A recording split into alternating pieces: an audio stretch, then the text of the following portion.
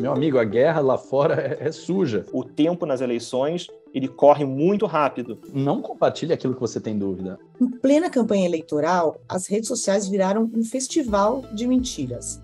Tem tanta desinformação que fica até difícil saber o que é verdade e o que não é. Mas como a gente faz para reconhecer desinformação? Será que é sempre uma mentira bem óbvia, uma montagem tosca? Ou tem maneiras mais sutis de tentar manipular os eleitores e os internautas? E as plataformas de internet? Será que elas estão fazendo o suficiente para combater a desinformação? Ou elas podiam estar fazendo mais? Para a gente debater essas questões, eu falo hoje com o João Brant. João Brant é diretor do Instituto Cultura e Democracia e coordenador do projeto Desinformante. Depois de conversar com o João, a gente vai ter o nosso papo semanal com o Carlos Afonso Souza, o CAF, diretor do TS, para falar dos temas mais importantes de tecnologia e democracia.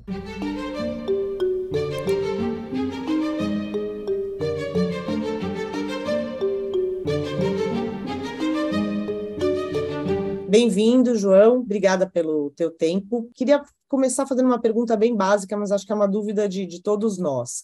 Quais são os principais tipos de desinformação? Como é que a gente reconhece desinformação nas redes? Olha, Patrícia, a gente pode pensar a desinformação naquele jeito mais óbvio, né? Mentira, que a gente simplesmente seja veiculada, mas essa talvez seja das mais raras em termos de ocorrência. O que a gente vê mais são alguns outros tipos. A gente pode falar, por exemplo, de manipulação de elementos de metadados, né? Uma data. Às vezes a gente vê uma foto dizendo, olha quanta gente tinha nessa manifestação. Você fala, não, essa foto é real, ela existe, mas ela não é dessa data, ela é de 2 anos atrás. Ou a gente pode ver informações tiradas de contexto, com várias variações. Pode ter uma foto que é de uma manifestação fora do Brasil sendo usada para dizer como se fosse do Brasil. Você pode ter algum elemento de uma publicação do governo federal que tenha ou não sido publicada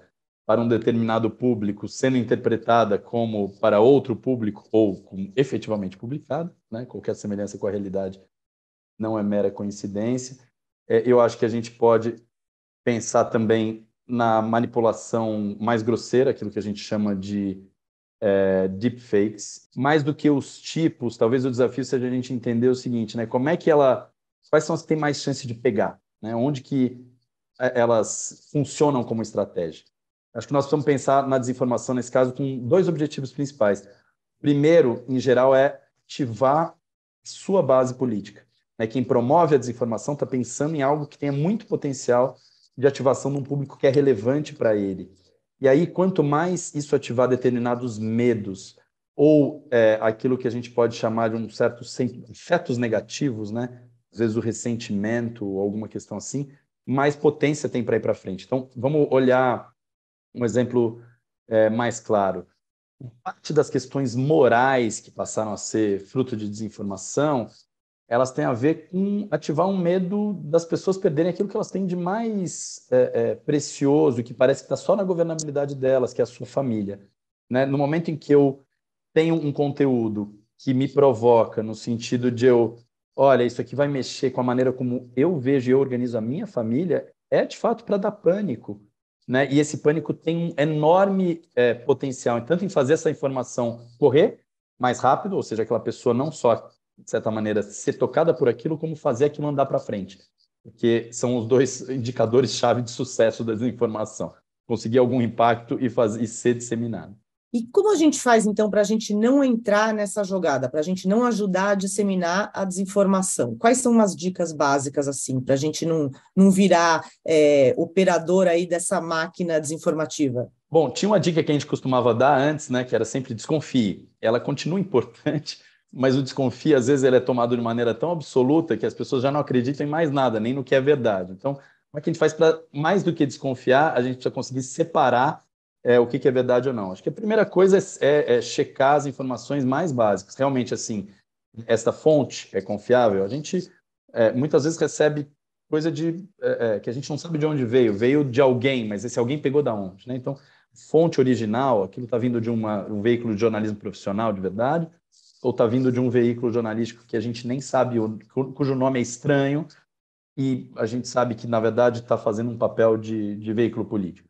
Segunda questão é a gente procurar se as agências de checagem, de fato, trabalharam esse conteúdo já, né? Muitas vezes os conteúdos que a gente está recebendo já são peteco de coisas...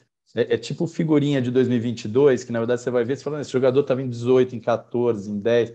É uma figurinha. E às vezes não tem nem o framezinho do álbum novo da Copa, não. Já é o antigo mesmo. Então, assim, uma parte das coisas que circulam já são realmente muito antigas. Então, talvez o conselho número 1 seja dizer assim, calma, digira. Eu vou dizer que eu já caí em fake news, que se eu tivesse parado 1 minuto antes de reagir, eu tinha entendido que era fake news. Uma parte disso é só o tempo de você processar. Assim, acho que individuais você pode pensar antes de compartilhar, né? Faça uma pausa antes de reenviar ou de compartilhar, acho que ajuda. Mas, obviamente, que tem um pedaço aí que não é individual, né? Agora, antes disso, E nisso, desculpa, Patrícia, te interromper, mas é que, assim, de fato, não compartilhe aquilo que você tem dúvida. Assim, aquela fala, olha, não sei se é verdade, mas, desculpa, assim, essa já não, 2022, isso já não cola mais, assim, já não bate com a nossa responsabilidade como cidadão, como cidadã, em manter um ambiente em que a verdade prevaleça. Ótima dica. Fica a dica para todos nós. Você estuda desinformação há muitos anos, você está acompanhando essa eleição de perto. Tem alguma plataforma específica que te preocupa mais este ano, nesta eleição? Tem algumas por motivos diferentes, então acho que vale a pena citar rapidamente. Primeiro, o WhatsApp continua sendo um problema. O WhatsApp é quantidade de informação que circula por ali, sem você ter condição nenhuma de identificar, inclusive, quem enviou aquilo pela primeira vez, e sem você saber, quer dizer, quem está interessado em enfrentar a desinformação, como as agências de checagem, os próprios partidos concorrentes, né? Se você é o Bolsonaro e você tem uma desinformação contra você, você quer esclarecer, chamar atenção muitas vezes. Mesma coisa com Lula.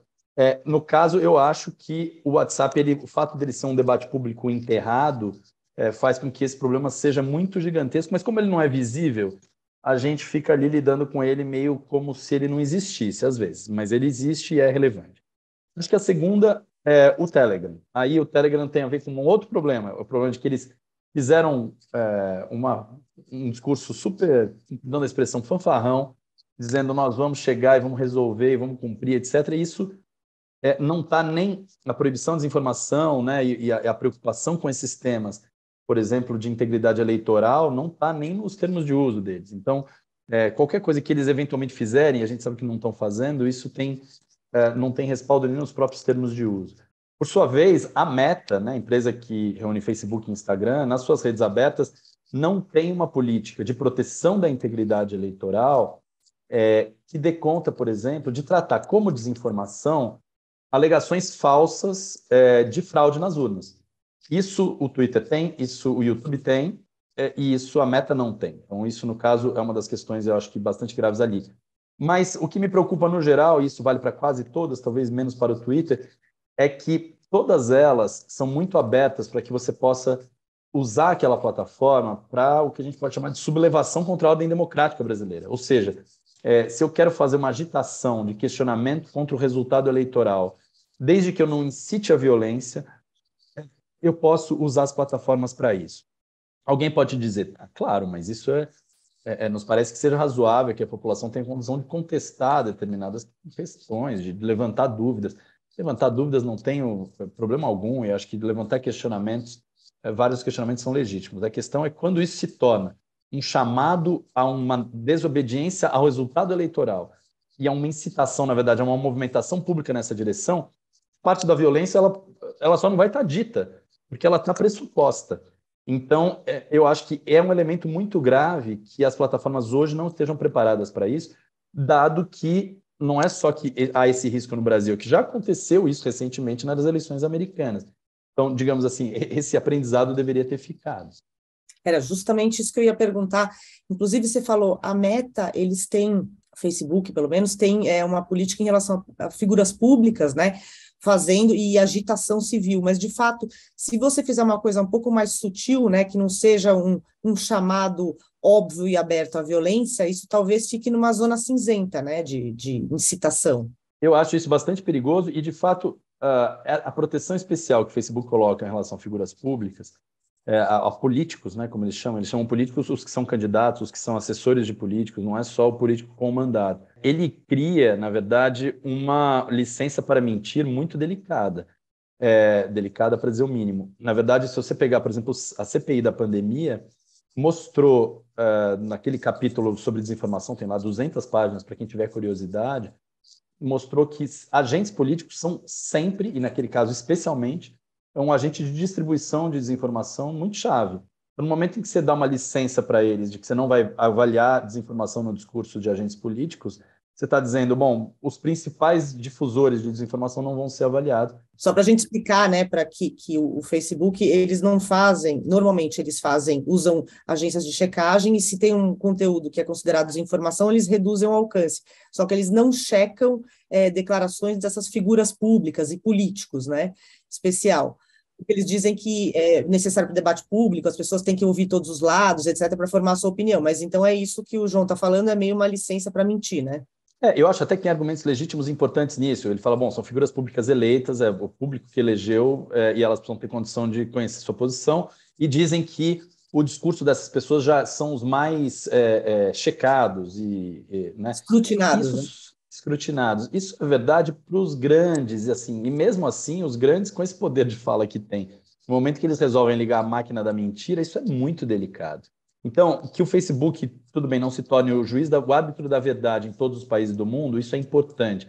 Que ele, ao fazer a opção de não ser o árbitro da verdade em todos os países do mundo, opte por não verificar nenhuma declaração de político e fazer com que um deputado estadual de qualquer canto possa difundir mentiras à vontade junto com presidentes da República, isso me parece que deveria ser objeto de reflexão aí bem mais profunda. Você acha que tem uma probabilidade razoável de a gente repetir no Brasil alguma versão do que aconteceu em 6 de janeiro de 2021 nos Estados Unidos, que teve a invasão do Capitólio, de pessoas ali contestando o resultado da eleição?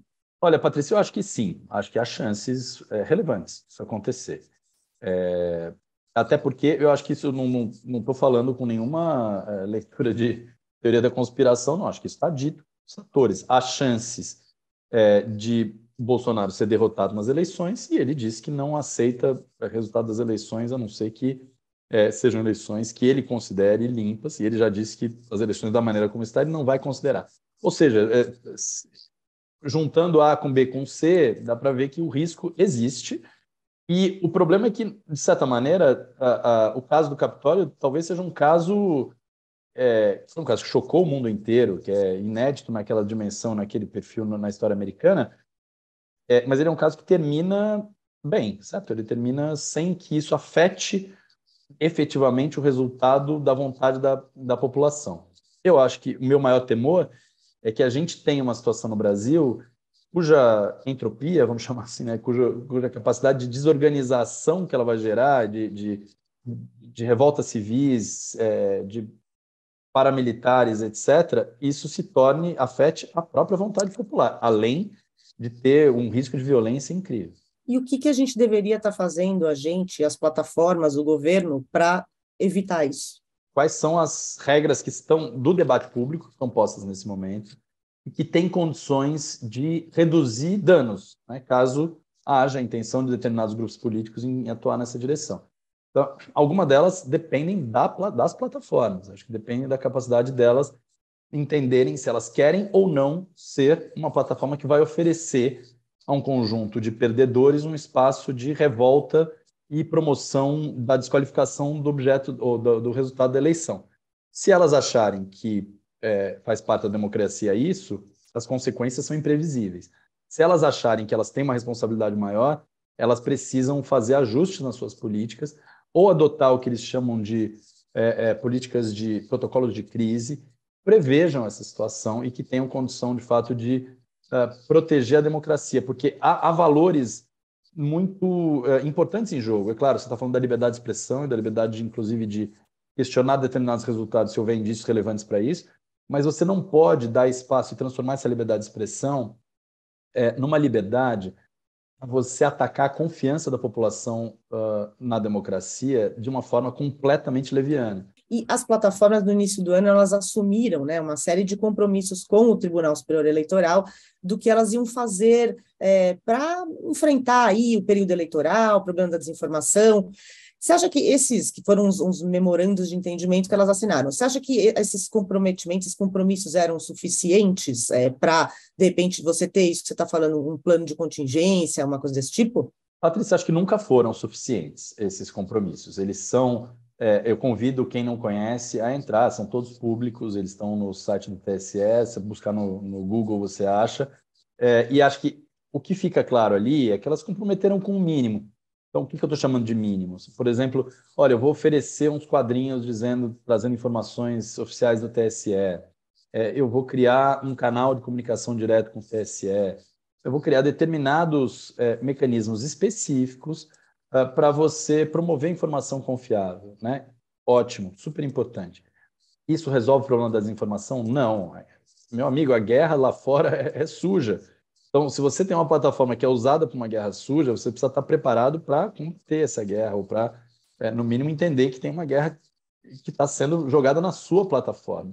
Então, quem lê os memorandos de entendimento com o TSE é um mundo um pouco ursinhos carinhosos, entende? Quer dizer, e aí a nossa preocupação é com a parte mais do jogo mais bruto mesmo, assim, como é que elas lidam com esse jogo mais bruto. Em 2016, nas eleições americanas, depois de 2018, nas eleições brasileiras, ficou muito claro como a desinformação tinha capacidade de afetar a nossa compreensão como sociedade em relação às informações relevantes que você usa para tomar a decisão de voto. A decisão do voto é uma decisão muito pessoal, cada um equilibra muitas coisas ao mesmo tempo, mas quando, sei lá, metade das coisas que você usa para tomar decisão estão no universo de desinformação, isso desorienta o eleitor e isso é muito grave.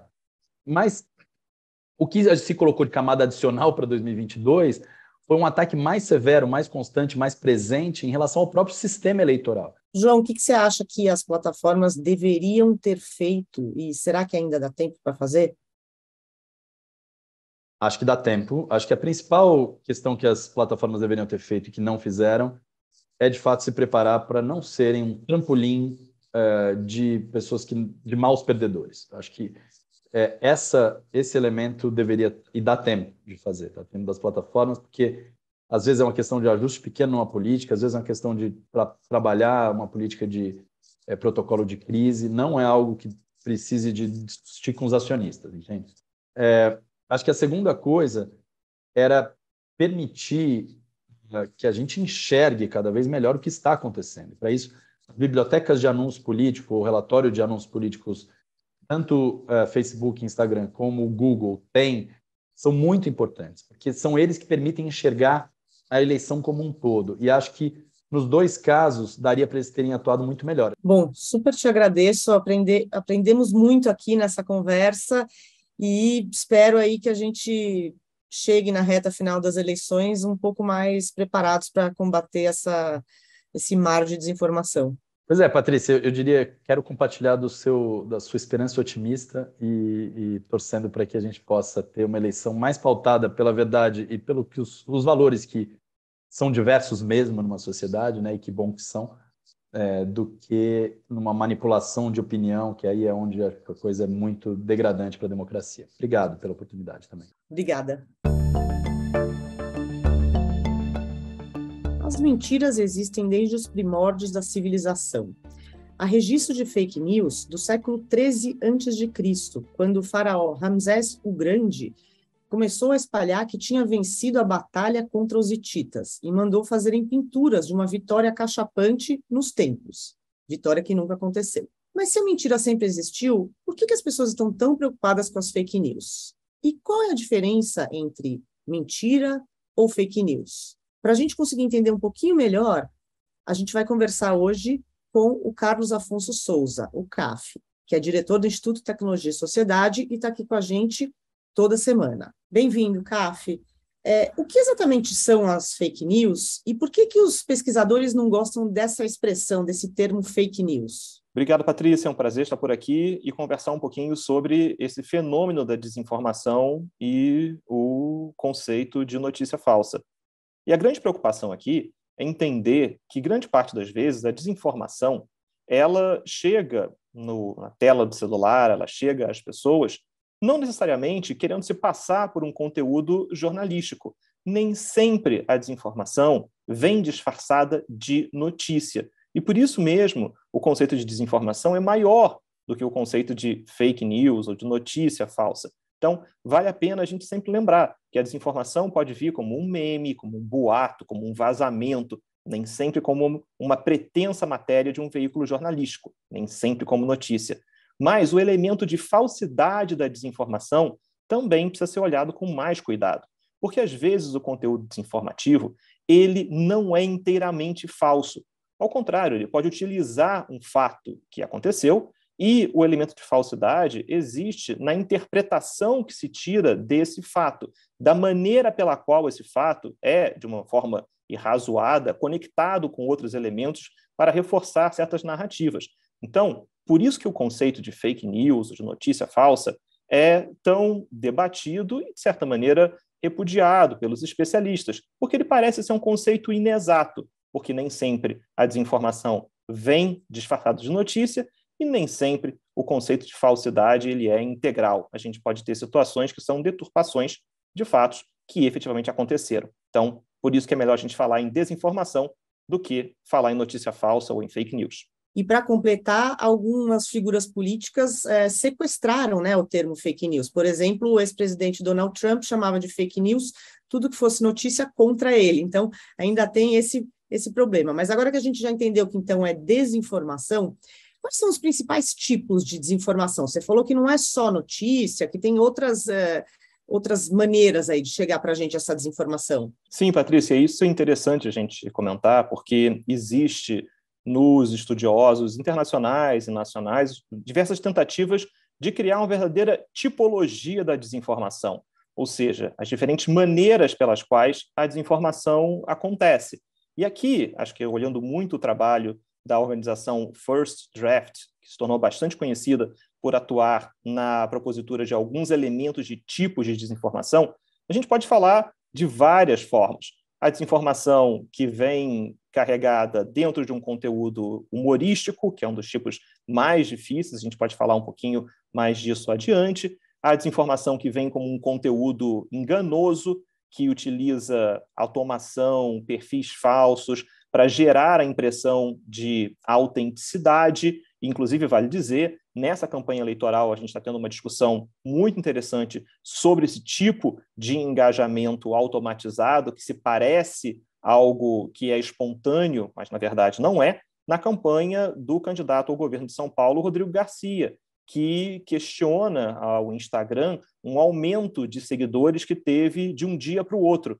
E esse é um ponto interessante, porque o candidato alega que a campanha foi sabotada, porque esses seguidores teriam vindo de uma forma orquestrada para prejudicar a visibilidade da sua conta, porque a rede social Instagram, de certa maneira, termina por punir, reduzindo o engajamento de contas que geram um aumento no número de usuários feito de forma não espontânea, feito de forma automatizada. Então, aqui a gente tem uma situação que já mostra como esse tipo de desinformação, de gerar algo que parece ser autêntico, quando na verdade é automatizado, ou compra de seguidores, é algo que tanto é punido pelas redes sociais, como também é um dos tipos de gerar um conteúdo, gerar uma certa situação que sim leva à promoção de conteúdos desinformativos. Mas existem vários outros tipos que a gente pode ir discutindo, como conexão falsa, os chamados clickbaits, que estimulam um clique, que estimulam que a pessoa entre num determinado conteúdo, um contexto falso, são fotos tiradas de contexto para reforçar uma determinada narrativa, ou mesmo o conteúdo manipulado, com uso de edição, Photoshop, deepfakes, para passar a impressão de que algo é verdadeiro, quando na verdade não é. O que é importante é a gente saber que existem diversos estudos que procuram catalogar, criando uma verdadeira tipologia da desinformação. Você citou aí de passagem paródia. Sempre tem uma essa discussão de, mas é a liberdade de expressão, eu estava só fazendo uma piada, era só uma paródia. Em que momento que a paródia pode ser desinformação? Qual é esse limite? Olha, Patrícia, talvez na tipologia da desinformação, essa desinformação que vem carregada dentro de um conteúdo humorístico me parece a mais difícil, a mais limítrofe, porque como é que você traça uma linha para conter um determinado discurso sem infringir, restringir de maneira indevida a liberdade de expressão e a liberdade de expressão humorística? Porque, em termos jurídicos, ainda tem um ponto importante aqui. O Supremo Tribunal Federal, na última década, tem reforçado a proteção da liberdade de expressão e tem decisões importantes, inclusive, sobre liberdade de expressão humorística. Então, de certa maneira, a preocupação aqui é que o combate à desinformação não implique num retrocesso à liberdade de expressão e, em especial, à liberdade de expressão humorística. Nós tivemos recentemente no país um exemplo de desinformação que vem carregada num discurso humorístico. Por exemplo, a gente teve várias postagens sobre o presidente Bolsonaro ter recebido o Prêmio Nobel da Paz por ter impedido a guerra entre Rússia e Ucrânia, enfim, isso antes da guerra efetivamente ter acontecido. E muitas autoridades, inclusive, publicaram isso. E quando questionadas nas redes sociais, disseram, não, mas isso é uma piada. E acho que aqui é importante a gente ver como essa chamada desinformação recreativa, ela realmente tensiona, desafia os limites da liberdade de expressão. E acho que, de todos os tipos de desinformação, esse é o que a intervenção para restringir a disseminação desse tipo de desinformação é a mais delicada, é a mais desafiadora. E porque nesse caso, e em outros casos de paródia, tem muita gente que acreditou, né, que ele, de fato, poderia ser indicado ou ganhar o Prêmio Nobel da Paz, o presidente Bolsonaro. Então, de fato, como você disse, é bem difícil. Clickbait, caça-clique. De que forma isso, um título sensacionalista, pode ser desinformação, Cáfio?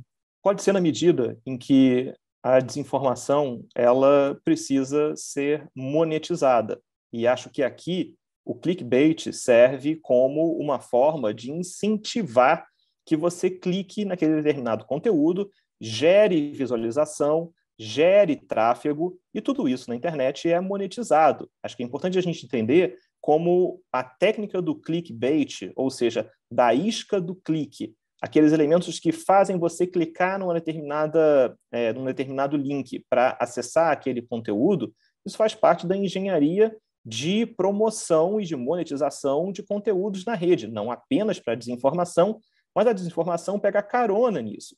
Porque é sempre importante lembrar, a desinformação é também um negócio. Desinformar pode custar caro, e desinformar em larga escala, mais caro ainda. Mas a gente percebeu, e uma lição que talvez a gente tenha aprendido durante os tempos da pandemia, é que determinados conteúdos que são desinformativos, mas que falam para um determinado nicho, eles podem se tornar virais para esse determinado grupo de maneira bastante rápida.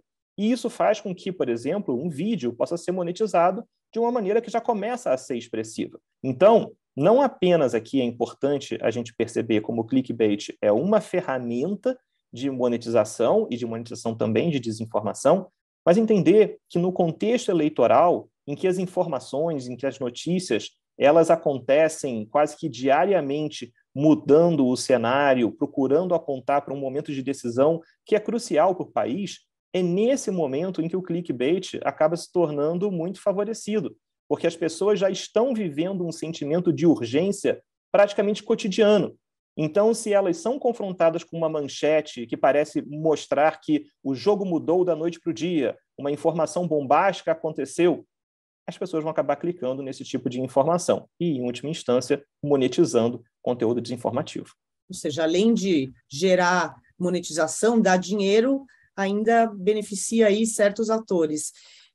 Você estava falando um pouco de eleição, justamente para o período eleitoral, em relação à política, que tipo de desinformação é mais preocupante, Cáfio? Olha, Patrícia, aqui é uma escolha difícil, porque no ecossistema da desinformação, nessa tipologia como um todo, eu acho que a gente tem aqui diversos tipos de desinformação que podem ser extremamente prejudiciais para a qualidade do debate eleitoral. Eu me preocupo especialmente aqui com conteúdos manipulados com uma edição que não precisa nem ser sofisticada, mas uma pequena edição pode fazer com que uma informação chegue ao usuário de rede social ou a quem recebe mensagens através de aplicativos com uma mensagem completamente oposta à realidade. E a gente viu um exemplo logo no comecinho da campanha eleitoral, em que um vídeo pegava um resultado de uma pesquisa eleitoral divulgada no Jornal Nacional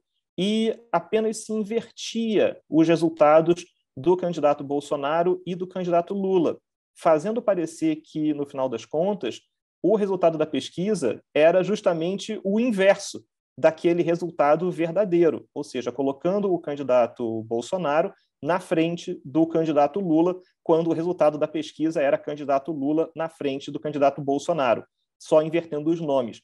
E como isso é apresentado usando a voz da apresentadora do Jornal Nacional, isso passa uma credibilidade para quem não assistiu à versão original desse conteúdo veiculado no Jornal Nacional, mas apenas recebeu esse conteúdo nos seus aplicativos de mensagem, no WhatsApp, no Telegram. Então, para muita gente, esse conteúdo se torna verdadeiro. E essa é uma preocupação que eu tenho. Acho que a gente olha muito para as deepfakes e os grandes vídeos editados de maneira intensamente sofisticada, que custam muito caro. Me parece que uma edição muito mais simples, muito mais barata, pode ter um impacto muito mais eficiente e prejudicial para o debate eleitoral. E vale sempre lembrar, o tempo nas eleições ele corre muito rápido, e uma vez que um conteúdo como esse é disseminado nas redes sociais, nos aplicativos de mensagem, não existe maneira eficiente de você simplesmente fazer com que esse conteúdo suma da face da Terra. E aí, a campanha de informação, de checagem de fatos, se torna cada vez mais importante para evitar que esses conteúdos façam um belo de um estrago na boca do momento da eleição. Com o desafio de fazer o conteúdo de checagem atingir o mesmo número de pessoas, ou pelo menos ter uma velocidade equivalente, né, CAF?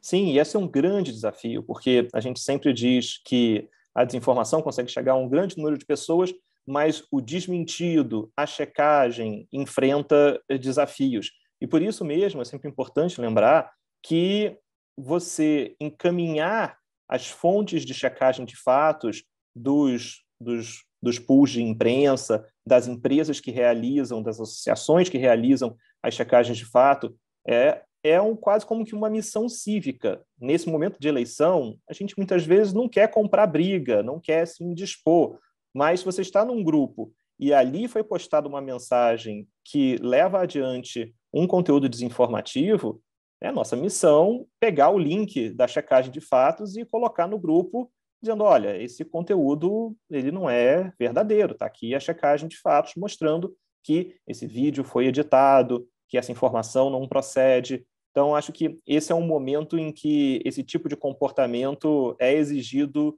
de todos nós. E olhando em especial para a importância da checagem de fato, cabe a cada um dos nós da rede, que somos nós conectados à internet como um todo, que funcionem como elementos de combate à desinformação. E você pode combater a desinformação de uma maneira tão simples quanto essa, encaminhar um link de uma checagem de fatos mostrando que aquele conteúdo não procede.